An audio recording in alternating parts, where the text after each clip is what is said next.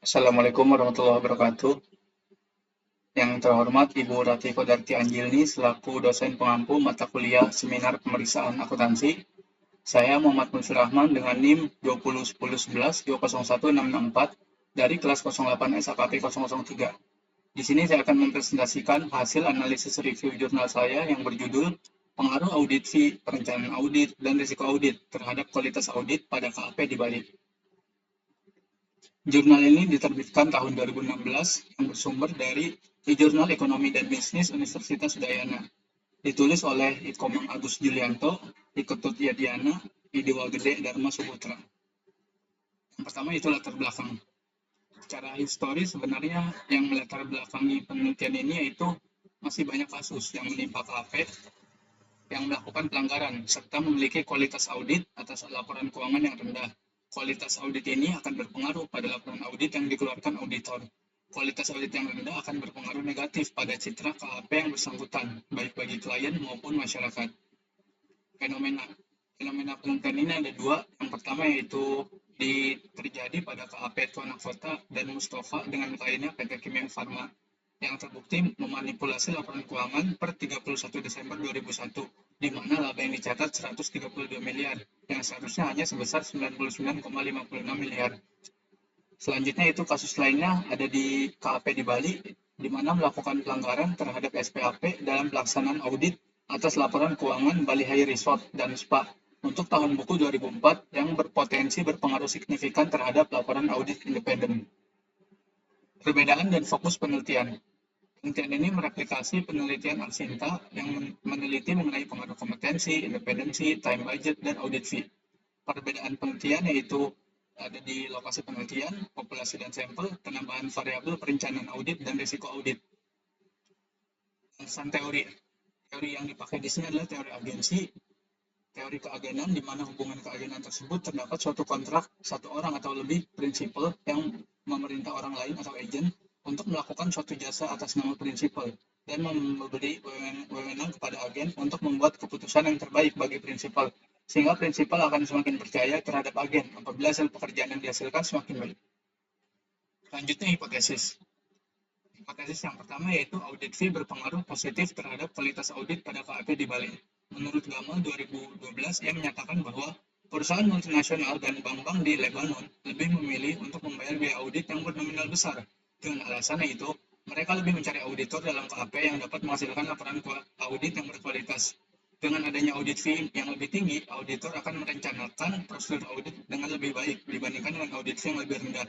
Sehingga hipotesis yang pertama ini menghasilkan audit fee berpengaruh positif terhadap kualitas audit pada KAP di Bali.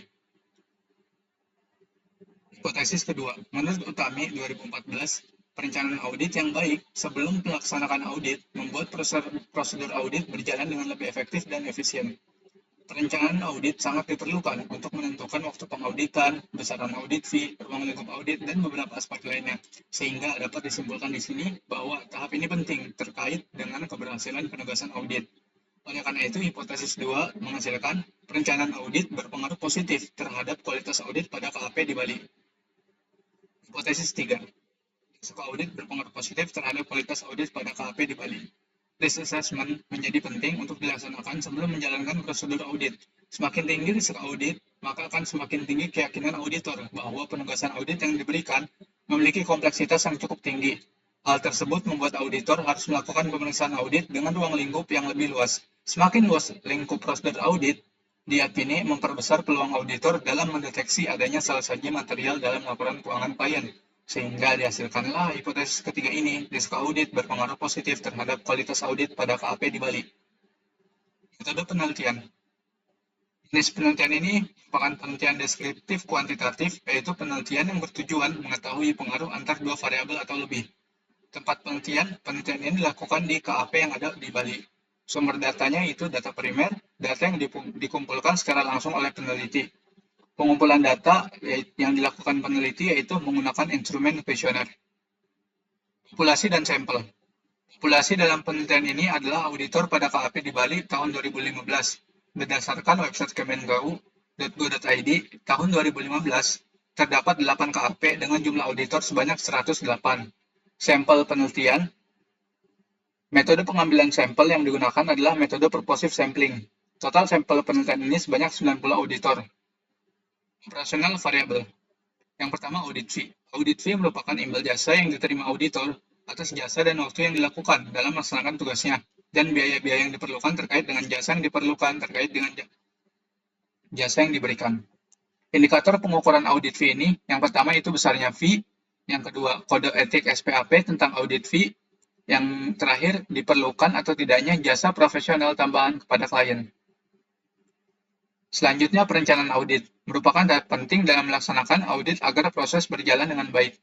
Indikator pengukurannya yang pertama yaitu pemahaman atas perencanaan audit, tanggung jawab terhadap perencanaan audit, dan alokasi fee untuk biaya audit. Yang terakhir yaitu risiko audit, merupakan risiko yang timbul karena auditor tanpa sadar memodifikasi pendapat mereka sebagai mestinya atas laporan keuangan yang mengandung salah saja material. Adapun indikator yang digunakan yaitu yang pertama, pemberian opini tepat waktu atas laporan audit, ketiksengajaan dalam memodifikasi opini atas laporan audit, dan yang terakhir, kemungkinan salah saja dalam proses audit. Teknik analisis data, analisis statik deskriptif, dan juga analisis regresi linear berganda. Regresi linear berganda yang pertama yaitu uji kualitas data, ada uji validitas dan reliabilitas, uji asumsi klasik, yaitu uji normalitas, uji multikolinearitas, dan uji heteroskedastisitas. Uji hipotesis yang ada adjust R-square, uji F, dan uji T. Kesimpulan dan saran. Kesimpulan yang dihasilkan dari penelitian ini yaitu audit fee berpengaruh positif terhadap kualitas audit pada KAP di Bali.